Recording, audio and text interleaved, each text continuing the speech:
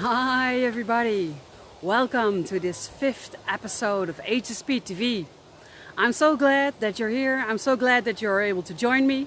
As you can see, I am outside this morning. I had some trouble with the camera in the beginning, but now I think everything looks perfect. So if you're joining, please type in your name and where you're from and I'll give you a shout out. And I also want to test if you can actually hear me correctly and if the image is good, because last time it wasn't. So if everything looks fine, you can hear me fine and you can see me fine, I would appreciate it if you could give me a thumbs up. Thank you. So today's episode, today I want to talk to you about having good morning routine and why that is so important. So the first question is, what is a morning routine? Well, a morning routine are the things that you do in your morning before you leave for work. And if you are anything like me, when I was younger, I used to want to be able to sleep as much as possible. So I would set my alarm at the absolute latest possible time, and then I had to hurry to get showered and to get dressed, and I often ate my breakfast in the car while driving to work. But starting my morning like that, it actually feels like hitting the ground running, and it feels like I'm constantly running throughout my day until I crash on my couch at the end of the day. And that's not a good feeling. And this is something that you can change with your morning routine. And it doesn't have to be perfect and it doesn't have to be very extensive right away, but you just have to start small. So what could a good morning ritual look like? Well, it could look like, I had a broadcast this afternoon for the Dutch people, and there was a girl there named Petra, and she told us that she does bullet journaling in the morning, she does visualizations, she did meditation, she did a morning walk, and she did a gratitude diary. Well, these are all excellent suggestions. Let's break them down one by one. What I would absolutely recommend that you do is start your day by checking your breathing, because most of us, we breathe from our chest, and that's too high up. All your emotions happen in the upper region of the body, so when you're already breathing here, it's very easy to become emotionally overwhelmed and to cry or to feel tension or a headache. So when you start breathing from your belly, you also connect with your core strength and with your intuition. And that makes it so that you're better able to feel your limits and to guard your boundaries. But it also tells you what you should do, what you shouldn't do. It helps you to make choices more easily, because you feel which choice is right for you. And that's what you automatically do by starting to breathe from your belly, because you connect with that part of you.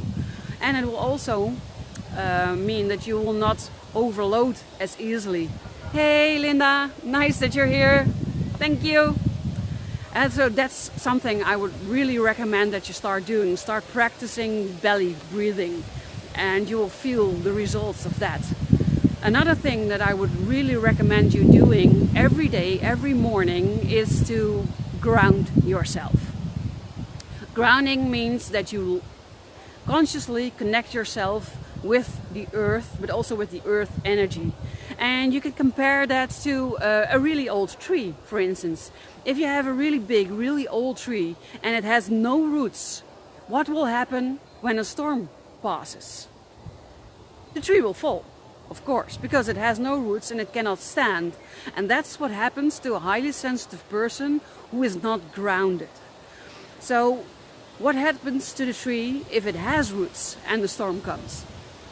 It will bend with the wind, but it will come upright again and it will remain standing. And that is what happens when we as highly sensitive people ground ourselves. And you can imagine that if you start your day with connecting yourself with your core strength and grounding yourself so that you are better able to handle unexpected situations and emotions, that your day will look tremendously different. So these are the things that I would absolutely recommend that you do. You can also supplement that with visualizations, which are a very, very powerful tool. When you visualize, you project mental images, and with those images you also project feelings. So for instance, if you want another house, you mentally make a picture of what your dream house should look, and then mentally you walk into your dream house. You open the front door, you go into your living room, and you go into the kitchen, and you go into the bedroom, and you check out all the rooms of your dream house, and you start to imagine how it would be to live in that dream house. How would it look? How would you feel? Would you be proud? Would you be happy? Would you be enthusiastic? Or would you be depressed or down? I'm guessing, because it's your dream house, it will be the first couple of things that I mentioned. You should be happy and joyful and full of energy.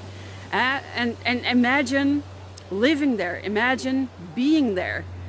Hi Petra, nice of you to join. And that's the way visualizations work. You not only make the mental image, but you also connect the feeling to it. And you can imagine with whom you would be sharing those experiences. A life partner, your children, maybe your best friend, your parents. Make the image, the mental image, as complete as possible. That's how you use visualizations. And you can use them twofold. You can use them to determine how your day should look, so you can make a mental picture of what your ideal day should look like, and the elements in there, and how it would make you feel, and what you would say, and how you would handle things. Hi Kirill, nice of you to join, thank you. So that's part of visualization, but you can also use it, like I said just now, to visualize things that you want that are bigger, like that dream house. So that's how you use visualization and how you do it. Another technique that you can add to your morning routine is meditation. And meditation can be as simple as just following your breath. Just closing your eyes and with all of your intention, follow the way your breath enters your body and how it leaves again. That's basically already meditating, and the immediate effect is that you will feel calmer. There are lots of videos on YouTube, guided meditations, guided visualizations, so I would encourage you to check them out. I also have them in my web shop. You can see them at the hspoweracademy.com, but also on the products page of the tobeimbalance.com or the hspentrepreneur.coach.com. Look at the product page, you will find meditations and visualizations there to help you with your morning routine.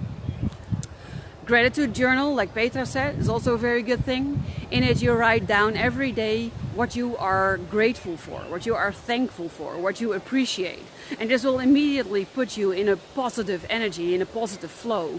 And positivity attracts more positivity. So if you start your day off really positive, then the chances of more positive things coming to you during that day are much greater than when you hit the ground running and basically start your day stressed. So those are pretty important things and things you can add to your morning routine. Bullet journaling is when you write down how you think your day should look, where you want to focus on. This is the part you can do. You can also do morning walks to go into nature, suck up the energy of nature, and you can combine that with gratitude walking. And that's basically saying what you're grateful for whatever you see around yourself. There are a lot of different techniques, and I would encourage you to discover them all. You don't have to do everything after each other so that your morning routine will be really big, but just try them and see what fits you. What of those things you feel comfortable with, what gives you a positive flow or a positive energy, and try them, and you can expand from there. My morning routine used to be a really small visualization and meditation of maybe 10 minutes, and now it's at least an hour because I've added things to them or to my morning routine, which I find that really help me. So if you're interested in knowing how my routine looks, I start my day with a visualization of the dreams I have for my life, the things I want to accomplish. I have a vision board to support me with that, with actual pictures, so it's easier to make the mental image. And then I do my meditations, and then I do my morning walk, which I combine with my gratitude walks, my appreciation walks, and I align myself with the greater power and my destiny. For those of you who think that's too floaty, I'm sorry, but it is what I do. I used to think that way as well, but I have felt the power of these techniques, and I've seen the shift in my life that has occurred because I am now practicing these techniques. Hi Doreen, nice of you to join, thank you. So try, that is my message to you. Make sure that you are in control of the way that your day goes, and you do that by having a morning ritual and by adding the things that really work for you to it. You can be the boss of your energy, you can be the boss of your emotions, and you can be your own stress manager when you decide how your day should look and how you want to start your day. And I know as an entrepreneur it's probably easier to make this routine because you can decide when you want to start your work. And often as an employee you don't have that choice. But there are also very creative ways in which you can work around those hobbles, those issues. So if you're interested in sparring with me in how you can make a morning routine that suits you, take me on my free offer. I offer everybody that's watching a free coaching session. If you are a highly sensitive and an employee, you can go to www.tobeimbalance.com/yes to book your free coaching. And if you are highly sensitive and you're an entrepreneur and you want to spar with me and see how you can improve your morning routine or start your morning routine, you can go to www.hspentrepreneur.com/yes. And I would love to spar with you, to talk with you, and to help you. So thank you for watching. Thank you for being here. I hope to see you all again next week. Remember, every Thursday, 5:30, you can come and ask your questions live, or you can email them to me at info@tobeimbalance.com, and I will answer them in the next episode. Don't forget to subscribe to my channel, my YouTube channel, and don't forget to like, comment and share this video if you thought it was awesome, or if you learned something, or if you just think it will benefit people in your network. Thank you, bye bye, and until next week.